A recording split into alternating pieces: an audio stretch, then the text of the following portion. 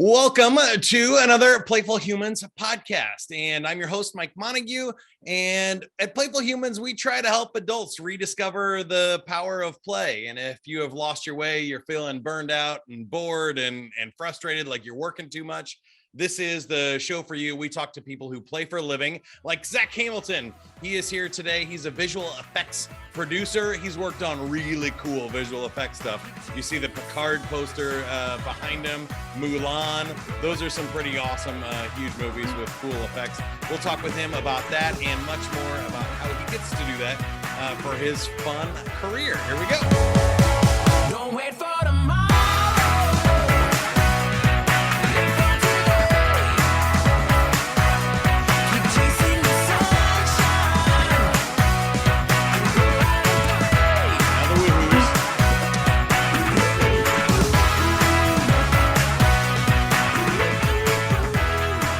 And we'll get started with our joke of the week.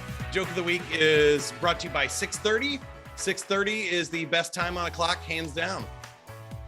All right, the official joke of the week is, what do you call an apology written in dots and dashes? I do not know, Mike. That's remorse code. Wow. Nice. Can you do any better? I can try. I can certainly try. It's almost as good as my fake dancing. I was trying to dance to music I didn't hear. I was trying to go off your notes, your beats. Yeah. So, but yeah. If I had to, okay, let's keep in the vein of film. This is a good one. Let's see. What do you call a blind dinosaur? I don't know. Do you think he saw us? Nice. No, that one's from the first Jurassic Park, right? Yeah, first Jurassic Park, which honestly was a big inspiration into me getting into VFX. So I felt like it was a good choice. That is a good choice and a great transition for us. So tell me a little bit about how you got started. Let's start at the very beginning. Did you ever have like a cubicle job? Did you bail out of this, or did you always want to have a creative career? And how did that work?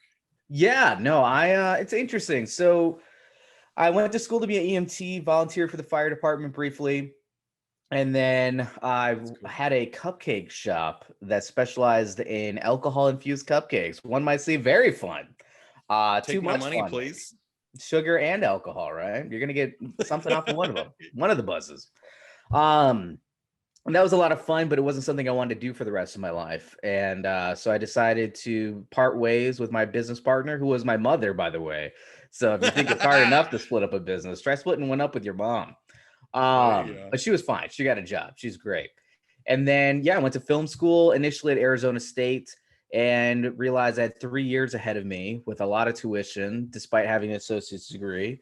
And so I heard about the Dave School, the Digital Animation and Visual Effects School out of Orlando, Florida, on a podcast. It was a Kevin Smith podcast. He was sponsored by him. And so I decided to go that route, which was only a 1-year program. So I would be a lot less money and I'd be right into the game. And the rest is kind of history. I was an artist for a little bit, popped around to a bunch of different places, worked on some fun shows. And then I got into production about probably 3.5-4 years ago. And I've been doing it ever since. I've been doing production all the way from coordinator to production manager, associate producer. I got to set up a brand new location for Crafty Apes in Albuquerque, New Mexico, which was a lot of fun, with the VFX supervisor and head of studio there, Aaron Estrada. And then now I'm a VFX producer on a film that is due to release the end of this year. That is so awesome. And I was looking at, your reel of movies and shows that you've done. And I got to ask you, first of all, I don't know if I said it, but HameltonVFX.com to learn more about Zach. He's also on Twitter and Instagram. You can search Zach Hamelton and find that Zach Hamelton on Instagram as well. H-A-M-E-L. And I got to imagine you have some pretty cool stuff to share. Hamelton. Got to spell it differently, Be unique. Yeah, absolutely. And tell me about your nerd credentials, because I feel like you don't just end up working on Star Trek, like Mulan and the Orville, without some good nerd credentials. Was that I have a to draw tell for you, that's one of the... Is this just something that like those are the ones that do the best VFX? Yeah, I don't know. It's funny working on both Star Trek and Orville, right? Because obviously very much compared to each other. And so it's interesting that the same VFX house is working on Star Trek, is also working on Orville. So there you go. So they're all one big happy family, right? Yeah, it's a VFX studio. You're working on a lot of different projects. You're not the client. So it's not like we are CBS. It's not like I'm working at CBS or I'm working at Fox, now Hulu. So we're working on a bunch of different projects. And so it is possible for you to be working on multiple shows that are very similar. I was not a huge Star Trek fan, ironically enough. I was definitely in the Star Wars camp. And yeah, I don't know. It was interesting. When I got the job, when I got the assignment, I didn't know what it was. It had a code name. And so I thought it was something very different based on the code name, which props to them, code name worked. And so at the end of the week, I'm like, sweet, I got my first assignment. Let's go. Got this. It's going to be great. It's going to be a nice small project for me to start. It was my first assignment at the studio I was working at the time. It ended up being Picard season 1. Ended up being a 1,200 shot show, mammoth of a show. Big team, everything, big responsibility bringing that back. And then you've got Patrick Stewart reprising the role as Picard. So it involved a lot of research. Obviously, we want to make sure we get it right. And so in watching all of Next Gen and a lot of the original series and kind of just really kind of getting myself into the Star Trek world and universe, I really came to really appreciate the show. It's a fantastic community as well. The fans are awesome. Some of the best fans. I feel like Star Wars is great. Don't get me wrong, but there is some, I don't know, there can be some toxicity there sometimes. I feel like they're not as excited about change.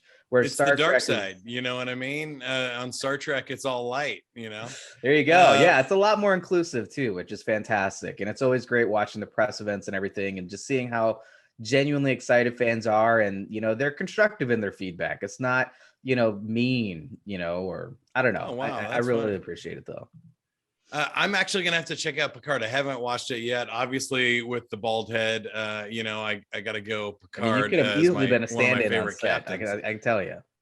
But I was a kid. I was way more a Star Trek fan, and my dad was a huge fan. And then as I got older, I kind of transitioned to Star Wars. You know what ruined it for me? I probably shouldn't say, but since you mentioned Next Generation, my buddy and I were obsessed with Next Generation reruns. They were on in college all the time, just like every afternoon, we'd be watching Next Gen. And one night he had a date and he was like anxious for us to leave. And he was like, come on, we got to go. I was like, we've been watching 45 minutes of the show. It's at the climax. This is the best part. And he said, the Enterprise almost gets destroyed and then it doesn't. Let's go. And I was like, oh no, you just ruined this formula. Laid it out all there for you. Every show for Next Gen. Yeah, I love it though. I love it. It's a different kind of humor. It's a different kind of show, and it's very positive. It's very hopeful, I think. Not as dark, again, to your point of dark and light, right? So, although I can't necessarily say the same about Picard, and I do think that was maybe some of the constructive criticism, but, from interviews that I saw, and again, I don't want to speak to, having been on the show, I can speak about the visual effects, but interviews that I saw with Patrick Stewart, I think he was looking for something very different when he was reprising the role. And I think they accomplished it. I think it was really cool. He had a lot of really great cameos and yeah, I'm excited to see it. I wanted to ask you about the visual effects world though, because I feel like there are a lot of people that want to be artists and they love to draw as a kid, but then you kind of give up along the way. You're like, oh, I'm not going to be the best cartoonist in the world, or newspapers went away and so I gave up and there's nowhere to do it. And I found this like kind of huge resurgence, like almost everything on the internet, with this podcast, for example. I was on the radio in my 20s, and now podcasts are cooler and much easier to do than terrestrial radio, and sometimes have more listeners. So I kind of feel like that is with visual effects too, that you could be anywhere from,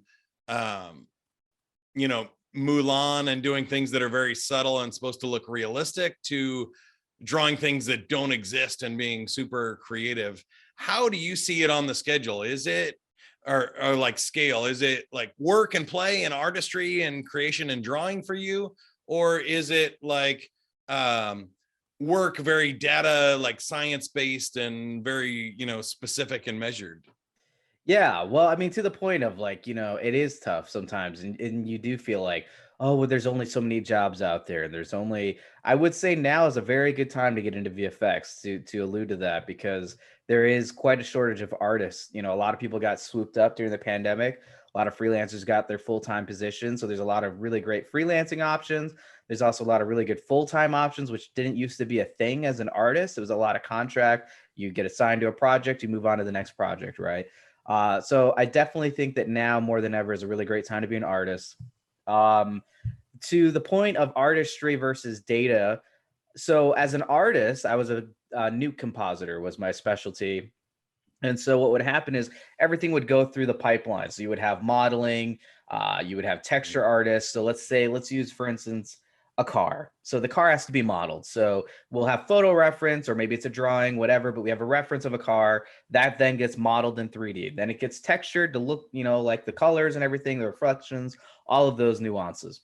Then that would go to a rigger. They would rig it so that someone can animate it. So they can basically turn the wheels and open doors, all those little things, lights, all of it. Then it would go to an animator. They would animate it into the scene that we're using. So we'd have footage. We got to put the car in there. Either it's parked or it's moving, but we got to put it in there.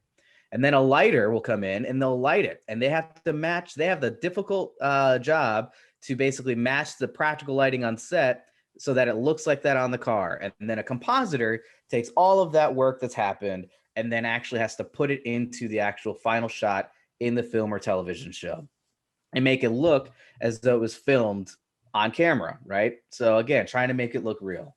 Not everything's like that. Sometimes you got stuff like on Picard, for instance, you got a bunch of holograms. Obviously, we don't have digital holograms that are attached to us, and everywhere we look, we've got holograms, but we still have to make it look cool and look somewhat realistic, right? So there is an artistry to that for sure. And like I said, as a compositor, there's a lot of nuances you have to do because you have to make sure you're a problem solver. You got to make it all look perfect. What I do now, my day to day, is definitely probably more data driven, more spreadsheets because I'm a producer. So I've got a bunch of scripts over here underneath my Master Chief helmet. So a lot of times I'm reading scripts. I'm doing bids on those scripts. So I have to basically bid out the material. This is what it's going to cost to do the visual effects shots. This is the time frame that we can do it. And then sometimes you have to be on set and help with a VFX supervisor running production.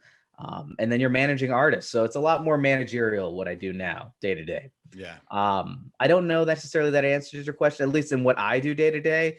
But it is still play to me because I still get to see it all happen. I'm fostering the creativity, if you will. And so you get to see it all. And I guess, maybe if it's not yours necessarily, about the artists themselves, because I've watched some of the, I love the visual effects guys on YouTube. You probably Corridor Crew. Corridor Digital, yeah, VFX artist. Yeah, I actually have a friend of mine who works there. Really? Rockcliffe. Yeah. They do some really fun stuff where clearly they're playing and they're just doing projects for fun, and it's awesome. Entertaining, which is cool. But yeah, I think visual effects is always fun. Don't get me wrong, because there's always, you can always find something exciting in all of it. So if you're doing a really cool monster, that's fun. If you're doing like a big explosion, whether you're the effects guy that's actually making it or the comper who's putting that explosion into the scene, it's a lot of fun. But then there's also a lot of nuanced stuff where we have like de-aging, for instance. Like I always use, because there's a lot of stuff that's somewhat of a taboo subject. Obviously, people don't want to know about digital de-aging, but there's a lot of stuff nowadays where it makes sense, like Kurt Russell in Guardians, right? Obviously, he didn't look that young. So the ability to make someone who is an older actor look how they looked like 30 plus years ago, that in and of itself is really cool. Is it as creative necessarily as like, making a big monster fight them or something? Like, I don't know. I think that it's an art form. It's not something that's very easy to do. It's funny. Well, that's kind of what I was thinking too, but I've also seen that they kind of mention a lot of like algorithms and processes, and you're setting up scripts and things where you're more of a computer programmer than you are an artist. It is interesting because roles, right? You don't have to be a traditional artist, I think, to be a visual effects artist. I think that's the biggest thing that is very inviting, because you don't have to be like, I'm not an amazing drawer, I'm not a painter. You don't have to have those traditional skill sets to do the job, but you are still creating the art. But how you get there is somewhat mathematical. A nuke script, for instance, is a bunch of, it's hard to explain it at an audience perspective, right? Like someone just is a fan of movies.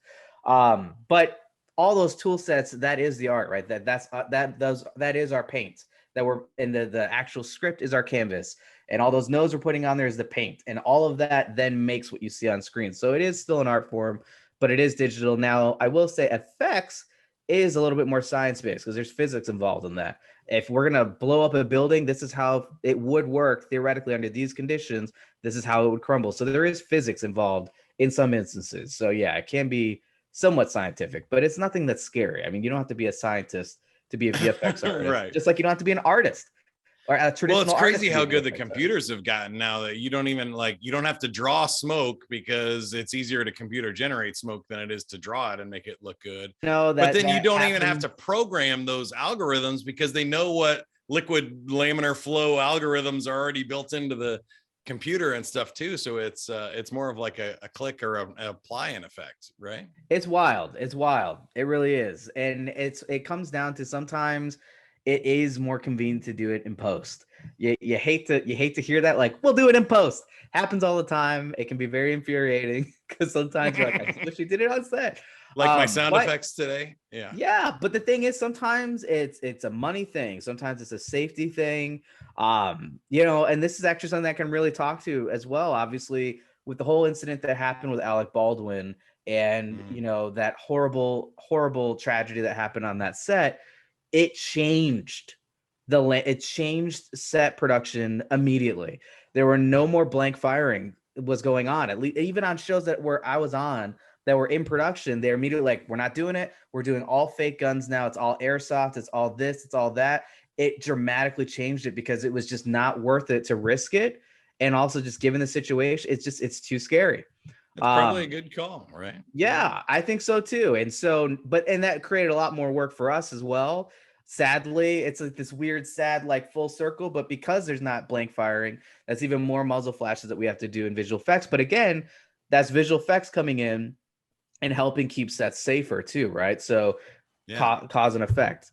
So that can be kind of interesting as well, I think. But I think that takes it into your realm. Now, as like a producer, I'm wondering what the most fun is for you, because like you said, when you're kind of in a managerial role, I've been this way too, where I have a lot of fun producing fun for other people, whether it's the game shows I host or other things. That it's not really about me having fun. It's about creating something cool and having all those pieces come together. And I'm imagining those are a lot of the discussions that you have, is balancing what they want and making that a reality. And sometimes the vision and the decisions of what you can do is just as creative as the part of actually doing it. But especially when you work on bigger projects like that, because like I mentioned in radio and stuff that it actually turned out being on the air was pretty boring, because whoever, somebody scheduled the songs, somebody else, wrote and performed the song, somebody else scheduled it, somebody else created this, somebody else sold a commercial that I have to read now over it. And I'm basically just a voice actor at that point. I gotta say, Mike, that's actually an interesting point, because there is some of that will affect artists in the industry, right? Because it is another person's vision that you're fulfilling. I mean, it's still cool to do fun things, especially, if it's something in your alley, but you do see a lot of artists that branch out and do their own short films as well, because they can. I mean, there's so many great short films that come out, or even independent full-length feature films that come out from VFX artists, because it's like, well, yeah, the stuff that's expensive, VFX, I can just do it because I know how to do it. So I'll just do it myself, and then I'll hire everyone else to help me with the rest of this, but I'll just do the VFX myself. So that happens a lot too. And they get to be fully creative, right? No restrictions. But yeah, I think for me as a producer, it is really fun to be involved in all the creative meetings and to see it all unfolding. I think one of the coolest things for me from being an artist to now being a producer, the difference there is I was a compositor, so I was the end of the road. So everything happened, and then it comes to me, I do my thing, it goes to color, and now it's on the screen. Whereas as a producer, you're involved you can be involved literally from the script phase all the way through the end, because obviously we're post-production. And it can be really interesting on a TV show. And I've mentioned this in previous podcasts, but like Cleaning Lady was a really good example of that. We got the script for the pilot. We bid it out. We worked on it. We were the only vendor that did the pilot. And then they shopped it around. It got picked up by Fox. And then they came back to us to do the actual first season. And then now we're getting scripts again. Now we're in production meetings. Now we're planning out what it's going to be like on set. What's going to be visual effects? What's going to be practical effects? Does it make sense to do this practically? How are we going to even do this scene? This is crazy. And then you do it, and then we're getting all the footage and we're doing all the post-production, and then all that gets wrapped up, and then it starts airing, which is wild because it's airing as you're working on it. That's the one thing that's interesting about visual effects and episodics is there's usually like a 2 or 3 episode gap from where you're at and what's airing. Sometimes it can come down to the wire, and I have worked on shows, and this is not cleaning lady specific, but I have worked on a show like we literally delivered the episode, like the last shot for an episode at like 3 a.m, and it aired the following day at like 8 o'clock at night. So it can get that tight. It's wild, but it's cool to just see it from, like I said, from script, not even a thing yet, all the way through production and post-production, to be involved every step of the way is really cool. That's awesome. Now I want to take it to a little bit more fun. The last couple of questions for you here are for you personally. What do you do for fun outside of work? What brings you joy, or what helps you relax when you got to step away from all this? Yeah, I play games with my little one, as well as my significant other, Jacqueline. We're a big video game family, so we love it. He's huge into games. He's big into Overwatch, which I was initially hesitant. He's 6, but the thing is, he rinses people. The guy is a beast. And it's funny because I don't feel like people realize they're playing with a child, because we don't have him on comms. He's in his own party because I don't want people talking to him. But he just absolutely destroys, and they're voting on him, and he's getting all the medals at the end of the game, and they're playing with a 6-year-old. It's hilarious. You ever tell him? Oh yeah, I have never done it. I've had those conversations. Obviously, like we'll be watching a play. I'm like, I don't even think they realize they're playing with the kid, but we've never mentioned it before. But I'm sure that'd be like even extra savage. Like, yeah, you got destroyed by a 6-year-old. Just so you know. Yeah, that's but it's that's great. Awesome. That's fun. And then I wanted to ask you one more follow-up question about the cupcakes, because that alcohol infused cupcakes just sounds delicious to me. And I don't know, maybe it's dinner time here in Kansas City, but tell me about that experience. I think that is also like you're creating a vision and trying to build a company, and cupcakes are inherently creative. I feel like there's a lot of artistry and design to it, but then also just marketing a business like that and stuff. What did you learn about play and creativity with that business? Yeah, it was wild. So my mom wanted to make a cupcake shop, and I said, no way in heck am I getting involved. And at the time I was volunteering for the fire department. Like, I don't need more reasons to get made fun of. Like, I'm good. And I thought on it for a while, and I'm like, it'd be cool if we did alcohol in those cupcakes, which I was in my 20s at the time. So of course, as a 20-year-old, like, if there's a way to get alcohol involved, I'm in, we're good. And there was like rum cakes and stuff, and that was like, okay. But I'm like, I want with the vision originally, the creative vision, if you will, was we were going to do an actual bar. It was going to be in the cupcake shop was called After Hours Cupcake Bar. I think I said After Hours Cupcake Bar. But anyways, so we were going to make a bar in Tempe, Arizona that looked like a bar, but it was actually a cupcake shop. And like all the taps would be frosting. So you would frost the cupcake that way. Oh, nice. And so, because like all the cupcake shops were very like bright and pink and fun and light. Yeah. And I'm like, no, I want a bar. I think that'd be really a different vibe. It ended up being too expensive, for the liquor license and everything else. But we ended up just doing a catering business and deliveries. But yeah, I mean, I was the marketer. She was the baker. Again, I guess not unlike what I do now, right? Fostering creativity. So she was coming up with ideas, and we would market it. We'd be on social media. We'd do contests. But we had like, what do we have? We had appletini. We had margaritas. We had blue raspberry otter pops. We had like all kinds of different flavors, Captain and Coke as cupcakes. It was awesome. So it was very creative and like figuring that out. And me getting so cool. And that's a really creative idea. I'm with you. There is a donut bar here in Kansas City, but a cupcake bar right next to it probably do just as good. Massive business in weddings, let me tell you. I had cupcakes at my wedding in San Diego. We got one of the companies that won Cupcake Wars out there, and it was oh man, that's awesome. Awesome, delicious. It's a great idea. You don't have to cut the cake. It's just boom, grab it, go, easy. And also, it was like for the couple. I don't know, $1,000 cheaper than a wedding cake. I don't know. Right? So awesome. All right, are you ready to play a game? Jeez, are we gonna play a scary game? Kidding. It could I be am ready scary to for play a you game. because you're in the movie business. Oh, But man. we're spinning our prize wheel, and you got Movie Feud. I feel like this is Feud here. rigged, Mike. The fact that you landed on because movie I announced trivia. that we had a special one for you in the movie business and it landed on your movie one. Yeah, I'm just saying, I don't know. It's a little sketchy. theater of the mind is what we Oh, call it okay. in The radio. universe made it happen. We don't I need love the it. visual effects because people can imagine the wheel. There is actually a wheel. I shouldn't mess up my camera, but there is the wheel right there. Oh, Look, man, the wheel is real. Now I feel terrible for questioning it. All right. There's Landed no on games trivia. on Let's it go. though, so Fire clearly away. that was rigged, but there is a wheel. All right. Name a movie or movie franchise that stars George Clooney. Oh, easy. Ocean's 11. Number and one Ocean's answer. 11. It's that easy. Oh, brother, we're out there. Batman and Robin in the top 4 and Up in the Air. Wow. All right. Name an animated movie that wasn't made by Disney. Shrek. Shrek is a good one. It's actually not in here. It should be. Somehow Ants made it instead. Could have been the timing on this one. It was 2019. And now I'm thinking of Bug's Life, but that's Pixar. Toy Story, Up, and Minions also made it on there.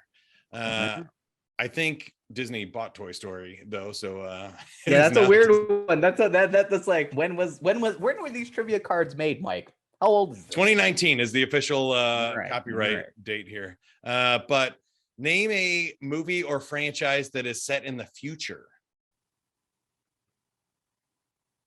Blade Runner and Blade Runner 2049. Blade Runner is on there, top 5. You nailed Although it. that's questionable. That's questionable. That might only be Blade Runner 2049 actually, because we've passed the year that Blade Runner is set in, I believe. Well, right, and Back to the Future as well. That was the number 1 answer. So technically, it was set in the past now. But Star Trek is on there. Obviously, they had one. I failed myself from the future. And time travel, but Star Wars is also on the list, and that was clearly says in the title credits a long time ago. Yeah. So I don't know how that works. And Avatar was the other one in the top 5, but you did it. You nailed it. A free 30-second commercial for you. Do you have any asks or gives for the audience? How can we help you or you help us? Yeah. How can you help me help you? No. I would say check out my new podcast. Speaking of podcasts and how fun they are, that's another fun thing I do for fun or creativity and play. But the podcast is Film as We Know It. It's available on all your podcast networks, Apple, Spotify, Google. And myself and my co-host do a deep dive into cinema history and the making of films. We also have a fun game show as well, where we call people in our phone book and ask them movie trivia, praying that they'll get it right so that we don't get punished if they get it wrong. Very fun show. It's very interesting and family friendly. That is awesome. I love it. Film as We Know It is the podcast. The links in the description below. HameltonVFX.com. Again, Hamelton has an extra E in there. Or you can just Google Zach Hamelton, and I'm sure you will find that Zach Hamelton again on Instagram or Twitter as well. Until next time, if you want more information on Playful Humans, go to playfulhumans.com. Like, review, share this podcast with somebody that you think needs to hear it. Maybe a young person wants to get into VFX or, an older human. It's never too late to start. So go do it. Go play, everybody. We'll see you next time. Thanks, Mike. Thank you for watching another Playful Humans video. If you haven't already, click subscribe so that you can get notified about future videos helping you rediscover the power of play in your life and career.